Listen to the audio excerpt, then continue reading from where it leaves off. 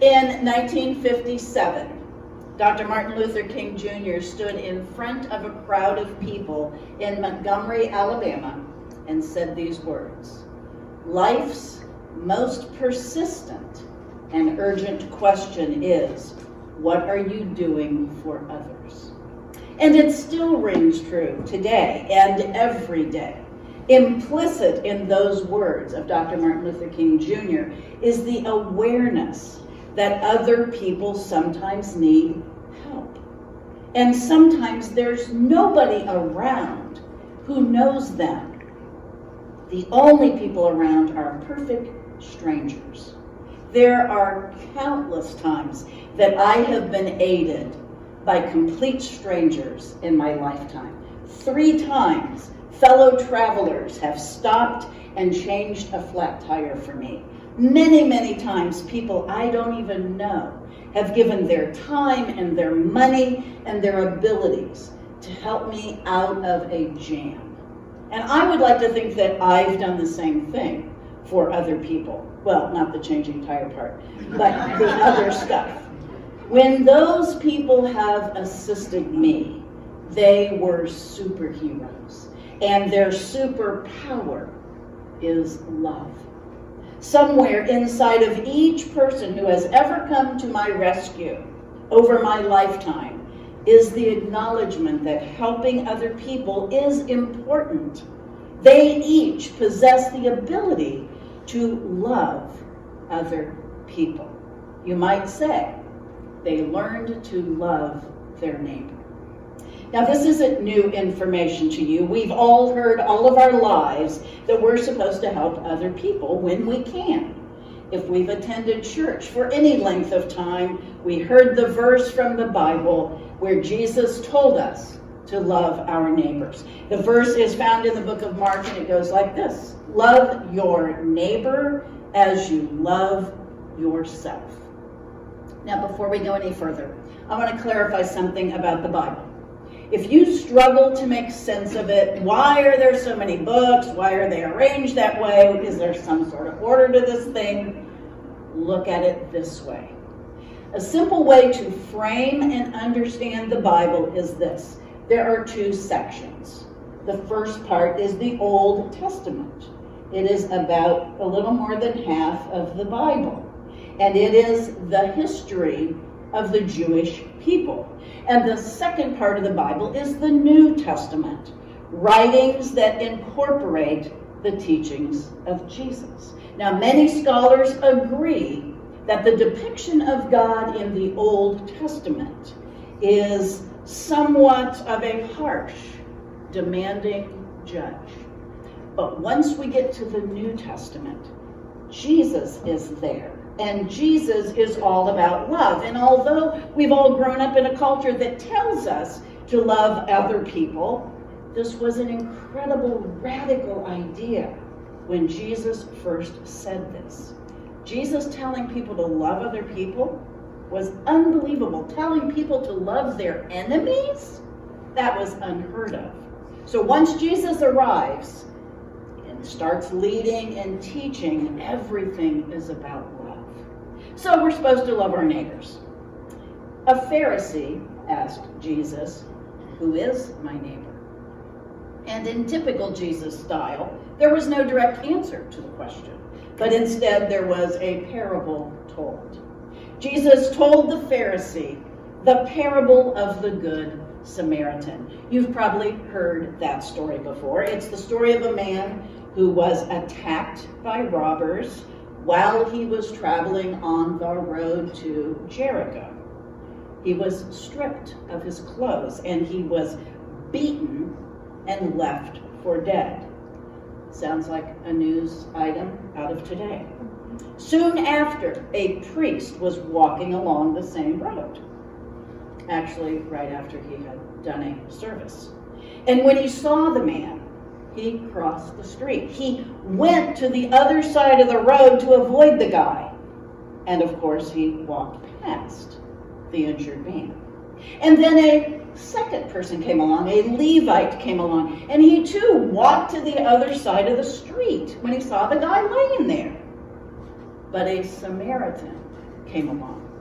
And when he saw the man, he took pity on him. He tended to his wounds. He carried him on his donkey. He brought him to an inn, and he took care of him. He even left some money for the innkeeper to continue the man's care when the Samaritan had to leave the next day. Now, a detail that is important in this story is that Jews and Samaritans were enemies during this time. And even though they were enemies, the Samaritan tended the Jewish man who had been robbed and beaten. So after telling the story, Jesus asked the Pharisee which one of the three men he thought was a neighbor to the man who was robbed. Wisely, the Pharisee replied, "The man who showed mercy." Jesus said, "Yes, go and do likewise." So who are our neighbors? Those who live near us, those who live down the street, in the same apartment building, those who we are in community with, and those we aren't. Those who live in our neighborhood and those who don't. Those who work with us, go to school with us, work in our coffee shop. Those we know and those whose names we will never know. Those who live in our city, in our state, in our country, in our continent, in our world. As Billy Graham has said, everyone is our neighbor who lives on this little planet. Last week I talked with you about loving yourself. And that's a good thing. Because when we look at the instructions about loving our neighbors, there's that interesting caveat about how we are to love our neighbors. As we love ourselves. So there's proof that it's important to love ourselves, take care of ourselves, honor ourselves. Because if we can do that, then we can love our neighbors, we can take care of our neighbors, we can honor our neighbors. Because we know what that feels like, and we know what it takes to do it. Knowing how to love our neighbors is like any other life skill.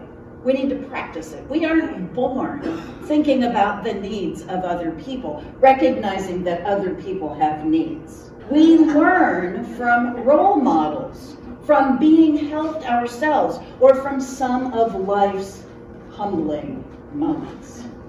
There are 4 qualities of loving that I would like us to touch on just for a moment, that we need to do in order to love our neighbors. And the first one is compassion. Compassion is an action. It's not just a sympathetic feeling. Compassion means to care. It comes because we see ourselves in the other person's situation. We know a little bit about what that feels like. And we know they're in a tough spot, so we care. Kindness is the second quality. Kindness is a blanket of grace that we gently wrap around each person. We never know what someone is going through. People hide their pain all the time. The only reality in their life is their reality. When we are kind, we take the high road. We show a softer side of ourselves. We give people a break. We show love. Sharing is the next quality that we need to have in order to love our neighbor. When we recognize that someone needs something, and if we are able, we just share what we have. We share food, we share clothing, we share our money, we see a need and we fill it by sharing. Finally, loving our neighbor involves service. When we're able to serve our neighbors, humbly placing their needs over ours, walking their dog, tending them when they are sick, cooking for them, helping them in any way that we are able, we are demonstrating love in action.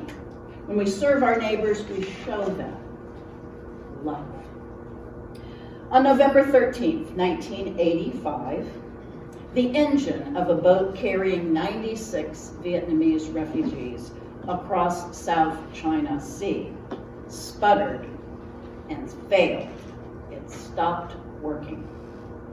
These boat people were crammed together onto a rickety boat, and they could see a tropical storm headed their way. For 4 days, they had watched ships pass by. 1, 2, 3, 10, 20, 30, 40, 50 ships had passed them. When the 51st ship came along, the refugees waved and screamed and clamored in vain, just as they had done the previous 50 times. The South Korean fishing ship traveled on, but stopped and turned around 10 minutes later, decided to come back to save them. As the ship approached them, the captain could see the dire condition that the people were in. He called his sailors together because it was against company policy to pick up boat people. But the captain told him he would take responsibility. The refugees were rescued, and all was well. Not long after, the captain was fired for picking up the boat people because it was against company rule. He couldn't find another captain's job, and he had to survive by living off his savings and helping out some people, some friends in their businesses.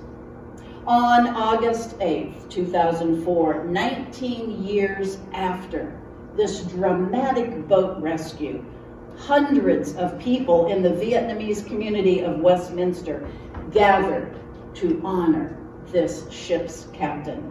Of the captain, one survivor said, "He has the biggest heart. Without his rescue, we would have all died, all 96 of us." The captain shrugged off the compliments and said, "Well, if I hadn't done it, somebody else would have. I was a fisherman for 25 years, and I caught a lot of fish.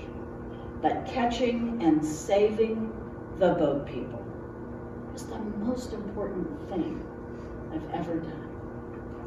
The captain of that South Korean fishing ship exemplified all of the qualities that should be part of our efforts to love our neighbors. He was compassionate. He was kind. He shared what he had, and he served complete strangers. May we all strive to use our superpower like Captain Jiang did. May we love our neighbors as we love ourselves. Amen.